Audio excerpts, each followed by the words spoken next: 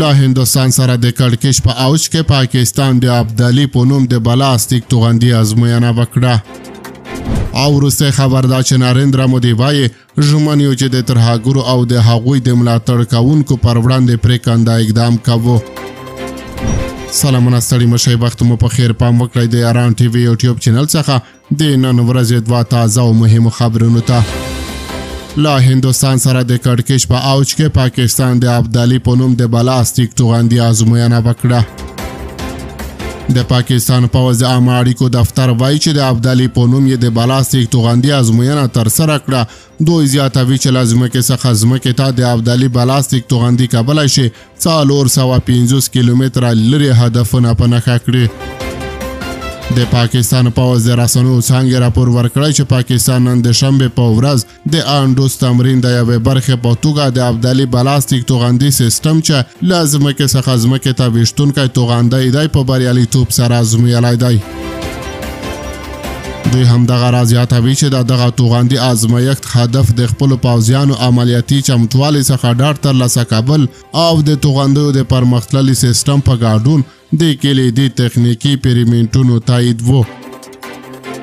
د پاکستان د پوځ عامه اړیکو دفتر په خبرپاڼه کې راغلي دوی د پاکستاني ځواکونو په ستراتیژیکو عملیاتي چمتووالي او تخنیکي مهارتونو باندې بشپړ باور څرګند کړ تر څو د بریدونو مخنیوی یقیني کړي او د هر ډول تیري په وړاندې د ملي امنیت ساتنه وکړي.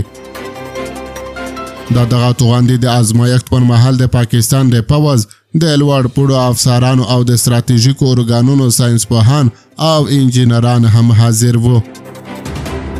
دغه توغندي د ازمایښت وروسته د پاکستان ولسمشر آصف زرداری او لومړي وزیر شهباز شریف د مبارکۍ پیغامونه خپاره کړي دي. د ابدالي بلاستیک توغندي ازمایښت داسې مهال ترسره کیږي چې د پهلګام پیښې وروسته د هندوستان او پاکستان ترمنځ کړکېچونو زور اخیستی دی. او وروسته خبره ده چې نریندرا مودي وایي ژمن یو چې د ترهګرو او د هغوی د ملاتړ کوونکو پر وړاندې پرېکنده اقدام کوو.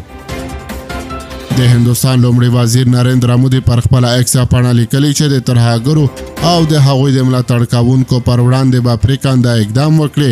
د پهلګام له بریده وروسته د هندوستان او پاکستان ترمنځ سخته ډیپلوماتیکه سیالي پیل شوې چې دواړه هیوادونه هڅه کوي نړیوال ملاتړ ترلاسه کړي.